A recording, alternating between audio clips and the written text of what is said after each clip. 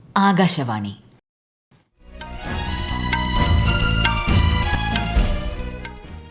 നമസ്കാരം. വാർത്തകൾ വായിക്കുന്നത് Seena Antony.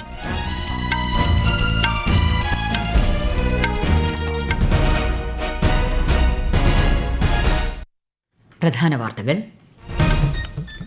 Philippines president Ferdinand R മാർക്കോസിന് രാഷ്ട്രപതി ഭവനിൽ ആചാരപരമായ സ്വീകരണം നൽകി.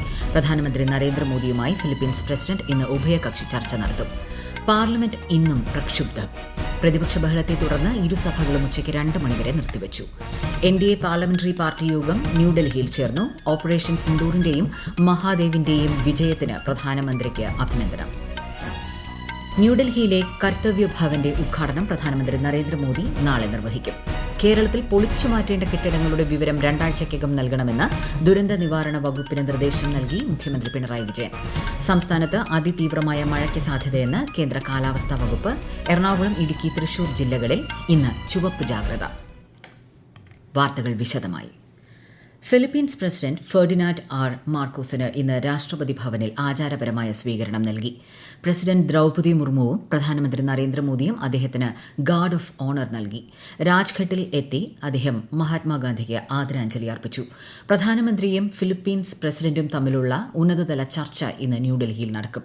ഇരു നേതാക്കളും തമ്മിലുള്ള ചർച്ച ഉഭയകക്ഷി പങ്കാളിത്തത്തെ ശക്തിപ്പെടുത്തുമെന്ന് വിദേശകാര്യമന്ത്രി എസ് ജയശങ്കർ പറഞ്ഞു.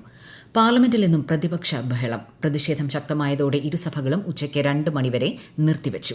രാവിലെ ഇരുസഭകളും ആരംഭിച്ചപ്പോൾ തന്നെ പ്രതിപക്ഷാംഗങ്ങൾ ബീഹാറിലെ പ്രത്യേക വോട്ടർ പട്ടിക പരിഷ്കരണം തുടങ്ങിയ വിഷയങ്ങൾ ഉന്നയിച്ച് പ്രതിഷേധം തുടങ്ങി.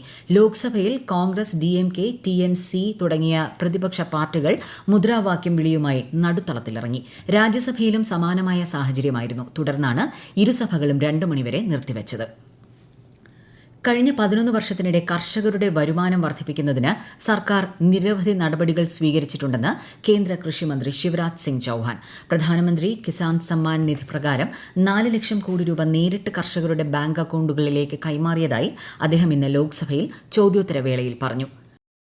പ്രധാനമന്ത്രി നരേന്ദ്രമോദി നാളെ ന്യൂഡൽഹിയിലെ കർത്തവ്യ ഭവന്റെ ഉദ്ഘാടനം നിർവഹിക്കും.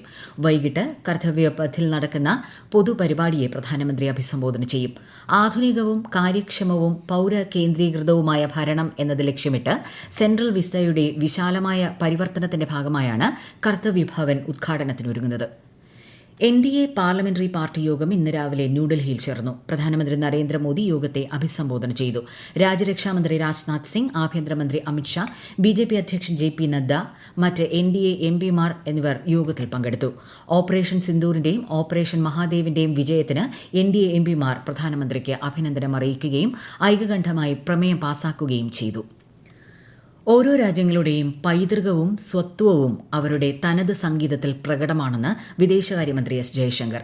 ന്യൂഡൽഹിയിലെ ഭാരത് മണ്ഡപത്തിൽ പ്രഥമ ബിംസ്റ്റെക് പരമ്പരാഗത സംഗീതോത്സവം ഉദ്ഘാടനം ചെയ്യുകയായിരുന്നു അദ്ദേഹം. സമൂഹത്തിന്റെ ആത്മാവായ സംഗീതം മനുഷ്യരെ തമ്മിൽ ബന്ധിപ്പിക്കുന്ന അദൃശ്യ പാലമാണെന്നും അദ്ദേഹം പറഞ്ഞു. Music is understandably regarded as the soul of a society. When it comes to traditional music, like other forms of culture, music serves both as a bridge between nations and a powerful expression of their heritage and identity. ഇന്ത്യയ്ക്ക് പുറമെ BIMSTEC രാജ്യങ്ങളായ Bangladesh, Bhutan, Myanmar, Nepal, Sri Lanka, Thailand എന്നിവിടങ്ങളിൽ നിന്നുള്ള പ്രതിഭകൾ സംഗീത സായാഹ്നത്തിൽ കലാവിരുന്നൊരുക്കി. കേരളത്തിൽ തദ്ദേശ തെരഞ്ഞെടുപ്പിനുള്ള വോട്ടർ പട്ടികയിൽ പേര് ചേർക്കാനും തിരുത്താനും ഇനി 3 ദിവസം കൂടി അവസരം. പേരുൾപ്പെടുത്താൻ ഇതുവരെ 10 ലക്ഷത്തിലേറെ പേർ അപേക്ഷ നൽകി. ഈ മാസം 30-ന് അന്തിമ പട്ടിക പ്രസിദ്ധീകരിക്കും. ഈ വാർത്തകൾ ആകാശവാണിയിൽ നിന്ന്. ആകാശവാണി വാർത്തകളും വാർത്താധിഷ്ഠിത പരിപാടികളും All India Radio News Thiruvananthapuram YouTube ചാനലിലും All India Radio News Thiruvananthapuram Facebook പേജിലും AR News_ തിരുവനന്തപുരം ഇൻസ്റ്റഗ്രാം അക്കൌണ്ടിലും AR News_TVM X ഹാൻഡിലും ലഭ്യമാണ്. സ്കൂളുകളിലും ആശുപത്രികളിലും ഉൾപ്പെടെ ബലഹീനമായതും പൊളിച്ചു മാറ്റേണ്ടതുമായ കെട്ടിടങ്ങളുടെ വിവരം 2 ആഴ്ചയ്ക്കകം നൽകണമെന്ന് ദുരന്ത നിവാരണ വകുപ്പിന് നിർദ്ദേശം നൽകി മുഖ്യമന്ത്രി പിണറായി വിജയൻ. ഇതുമായി ബന്ധപ്പെട്ട് ചേർന്ന ഉന്നതതല യോഗത്തിൽ സംസാരിക്കുകയായിരുന്നു അദ്ദേഹം. അൺഎയ്ഡഡ് സ്കൂൾ കെട്ടിടങ്ങളുടെയും സുരക്ഷാ പരിശോധന ഇതോടൊപ്പം നടത്തണമെന്നും മുഖ്യമന്ത്രി നിർദ്ദേശിച്ചു. കേരളത്തിൽ അതിതീവ്രമായ മഴയ്ക്ക് സാധ്യതയെന്ന് കേന്ദ്ര കാലാവസ്ഥാ വകുപ്പ്. എറണാകുളം, ഇടുക്കി, തൃശൂർ ജില്ലകളിൽ ഇന്ന് ചുവപ്പ് ജാഗ്രതയാണ്. പത്തനംതിട്ട, ആലപ്പുഴ, കോട്ടയം, പാലക്കാട്, മലപ്പുറം ജില്ലകളിൽ ഓറഞ്ച് ജാഗ്രതയും മറ്റ് ജില്ലകളിലെല്ലാം മഞ്ഞ ജാഗ്രതയുമാണ്. കേരള തീരത്ത് മത്സ്യബന്ധനത്തിന് വിലക്കേർപ്പെടുത്തി. സംസ്ഥാനത്തെ കനത്ത മഴയിൽ ചുവപ്പ് ജാഗ്രത പ്രഖ്യാപിച്ച തൃശൂരിലെ പല പ്രദേശങ്ങളിലും വെള്ളക്കെട്ട് രൂക്ഷം. കൂടുതൽ വിവരങ്ങളുമായി ആകാശവാണി തൃശൂർ ജില്ലാ പ്രതിനിധി ഭരിത പ്രതാപ്. തൃശൂർ ജില്ലയിൽ ഏതാണ്ട് 3 മണിക്കൂറായി അതിശക്തമായ മഴയാണ് തുടർന്നു വരുന്നത്. തൃശൂർ ചേരക്കരയിൽ മലവെള്ളപ്പാച്ചിലുണ്ടായതായും വിവരം ലഭിക്കുന്നു. വനമേഖലയിൽ നിന്നും വലിയ രീതിയിലുള്ള വെള്ളം കുത്തിയൊലിച്ച് സംസ്ഥാന പാതയിലും ഇപ്പോൾ വെള്ളം കയറുന്ന സാഹചര്യങ്ങൾ വന്നുകൊണ്ടിരിക്കുന്നു. അതിരപ്പള്ളി വനമേഖലയിലും കനത്ത മഴ ലഭിക്കുന്നത് കൂടുതൽ ആശങ്കയ്ക്ക് വകയൊരുക്കുകയാണ്. കൊച്ചിയിലും വിവിധ പ്രദേശങ്ങളിൽ വെള്ളക്കെട്ട് രൂപപ്പെട്ടു. പുലർച്ചെ 2 മണിയോടെ ആരംഭിച്ച മഴ 7 മണിയോടെയാണ് തോർന്നത്. കല്ലൂർ, ഇടപ്പള്ളി, പാലാരിവട്ടം മേഖലകളിൽ ഇതോടെ വെള്ളക്കെട്ട് രൂപപ്പെട്ടു.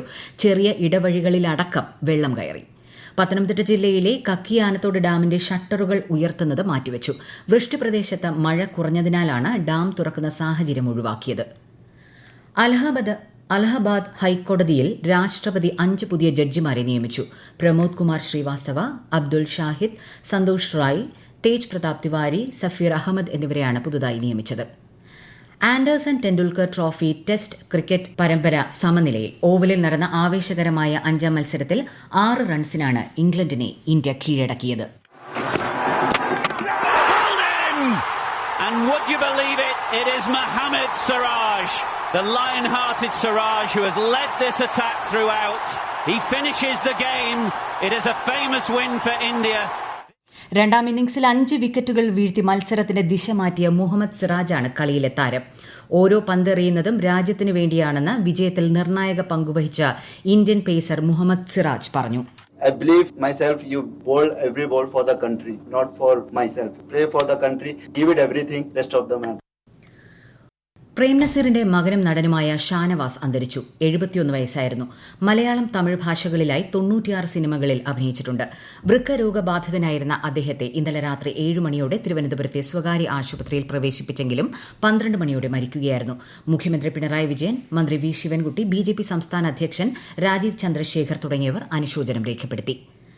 64ാമത് കേരള സ്കൂൾ കലോത്സവം 2026 ജനുവരി 7 മുതൽ 11 വരെ തൃശൂർ ജില്ലയിൽ വെച്ച് നടത്താൻ തീരുമാനിച്ചതായി വിദ്യാഭ്യാസ മന്ത്രി വി ശിവൻകുട്ടി. കലോത്സവത്തിന്റെ സുഗമമായ നടത്തിപ്പിനായി അംഗീകൃത അധ്യാപക സംഘടനകളുടെ നേതൃത്വത്തിൽ വിവിധ സബ് കമ്മിറ്റികൾ രൂപീകരിച്ച് പ്രവർത്തനങ്ങൾ ഏകോപിപ്പിക്കുകയാണെന്ന് അദ്ദേഹം വാർത്താസമ്മേളനത്തിൽ പറഞ്ഞു. 25ഓളം വേദികളിലായിട്ടാണ് ഇത്തവണ കലോത്സവം നടക്കുക. സംസ്കൃതോത്സവവും അറബിക് സാഹിത്യോത്സവവും ഇതോടനുബന്ധിച്ച് നടക്കും. പ്രധാനമന്ത്രി മാതൃവന്ദന യോജനയുടെ പ്രത്യേക രജിസ്ട്രേഷൻ ഈ മാസം 15 വരെ നീട്ടിയതായി വനിതാ ശിശു വികസന മന്ത്രാലയം. അംഗനവാടി, ആശാപ്രവർത്തകർ എന്നിവർ നയിക്കുന്ന വീടുതോറുമുള്ള ബോധവൽക്കരണ പരിപാടിയിലൂടെ ഗർഭിണികൾ, മുലയൂട്ടുന്ന അമ്മമാർ എന്നിവരുടെ സമയബന്ധിതമായ രജിസ്ട്രേഷൻ ഉറപ്പാക്കുകയാണ് ലക്ഷ്യം. ബീഹാറിലെ കരട് വോട്ടർ പട്ടികയിൽ വലിയ തോതിലുള്ള ക്രമക്കേടുകളുണ്ടെന്നും അവ തിരുത്തിയില്ലെങ്കിൽ സുപ്രീം കോടതിയെ സമീപിക്കുമെന്നും RJD നേതാവ് തേജസ്വി യാദവ് പറഞ്ഞു. മരണപ്പെട്ട വോട്ടർമാരുടെ പേരുകൾ ഉൾപ്പെടുത്തിയിട്ടുണ്ടെന്നും അതേസമയം പ്രത്യേക സമുദായങ്ങളിൽപ്പെട്ടവരുടെ പേരുകൾ ഒഴിവാക്കിയെന്നും അദ്ദേഹം ആരോപിച്ചു.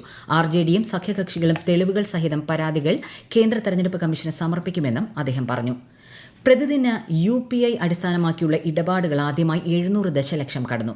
പ്രതിദിനം 100 കോടി UPI ഇടപാടുകൾ കൈവരിക്കുക എന്നതാണ് സർക്കാരിന്റെ ലക്ഷ്യം. പ്രധാന വാർത്തകൾ വീണ്ടും. ഫിലിപ്പീൻസ് പ്രസിഡന്റ് ഫെർഡിനാൻഡ് ആർ മാർക്കോസിന് രാഷ്ട്രപതി ഭവനിൽ ആചാരപരമായ സ്വീകരണം നൽകി. പ്രധാനമന്ത്രി നരേന്ദ്രമോദിയുമായി ഫിലിപ്പീൻസ് പ്രസിഡന്റ് ഇന്ന് ഉഭയകക്ഷി ചർച്ച നടത്തും. പാർലമെന്റ് ഇന്നും പ്രക്ഷുബ്ധം. പ്രതിപക്ഷ ബഹളത്തെ തുടർന്ന് ഇരുസഭകളും ഉച്ചയ്ക്ക് 2 മണിവരെ നിർത്തിവച്ചു. NDA പാർലമെന്ററി പാർട്ടി യോഗം ന്യൂഡൽഹിയിൽ ചേർന്നു. ഓപ്പറേഷൻ സിന്ദൂറിന്റെയും ഓപ്പറേഷൻ മഹാദേവിന്റെയും വിജയത്തിന് പ്രധാനമന്ത്രിക്ക് അഭിനന്ദനം. ന്യൂഡൽഹിയിലെ കർത്തവ്യ ഭവന്റെ ഉദ്ഘാടനം പ്രധാനമന്ത്രി നരേന്ദ്രമോദി നാളെ നിർവഹിക്കും. കേരളത്തിൽ പൊളിച്ചു മാറ്റേണ്ട കെട്ടിടങ്ങളുടെ വിവരം 2 ആഴ്ചയ്ക്കകം നൽകണമെന്ന് ദുരന്ത നിവാരണ വകുപ്പിന് നിർദ്ദേശം നൽകി മുഖ്യമന്ത്രി പിണറായി വിജയൻ. സംസ്ഥാനത്ത് അതിതീവ്രമായ മഴയ്ക്ക് സാധ്യതയെന്ന കേന്ദ്ര കാലാവസ്ഥാ വകുപ്പ്. എറണാകുളം, ഇടുക്കി, തൃശൂർ ജില്ലകളിൽ ഇന്ന് ചുവപ്പ് ജാഗ്രത. വാർത്തകൾ കഴിഞ്ഞു. അടുത്ത വാർത്താ പ്രക്ഷേപണം വൈകുന്നേരം 6:30.